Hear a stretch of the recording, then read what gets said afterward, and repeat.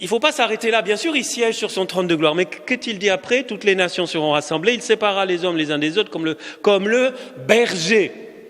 Donc ce roi est un berger. Il est le bon berger. Il est le berger qui va chercher la brebis perdue. Parce que le Seigneur, fondamentalement, veut que tout soit sauvé. Vous savez pourquoi on est là, à vivre la messe, là? Est-ce que vous êtes demandé de temps en temps pourquoi on célèbre la messe? C'est parce que l'Église nous le demande, c'est par obéissance, c'est parce que, il faut, si je suis un bon cateau, il faut que j'aille à la messe. Non!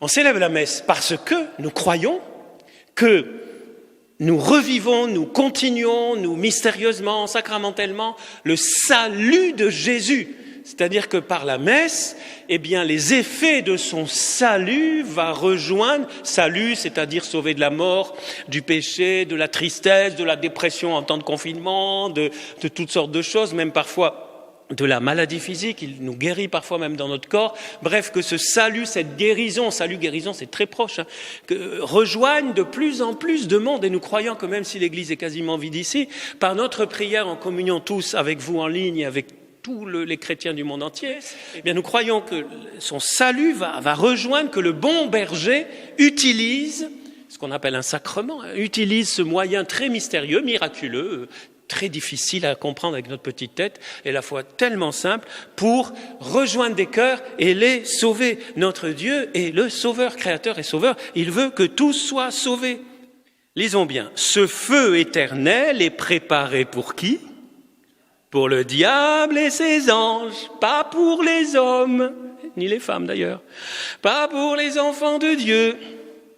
Ce feu éternel est préparé pour le diable. Amen ou pas amen? Ceci étant dit, malheureusement, et aussi heureusement d'une certaine façon, mais avec plein de guillemets, il y a cette terrible possibilité, je ne vais pas vous prêcher sur l'enfer aujourd'hui, mais parce que Dieu est amour, il nous laisse libres et que l'homme est tout à fait capable, comme un grand, d'aller en enfer tout seul. Parce que parfois on croit que être bon, un bon cateau, c'est ne pas faire de mal. Et non, ça ne suffit pas. Ça ne suffit pas de ne pas faire de mal.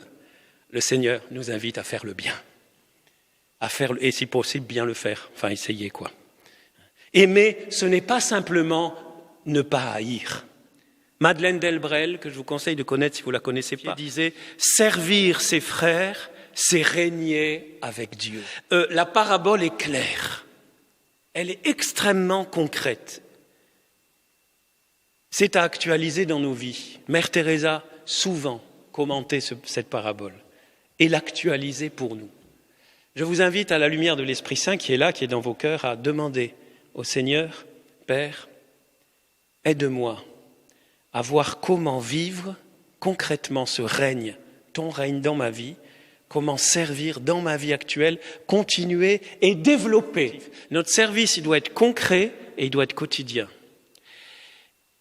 Permettez-moi de finir en citant Mère Teresa encore. Ce ne fut pas assez pour Jésus de mourir pour nous. Il a voulu que nous nous aimions les uns les autres, que nous le reconnaissions dans tous nos prochains. C'est la raison pour laquelle il a dit « Heureux les cœurs purs, car ils verront Dieu ».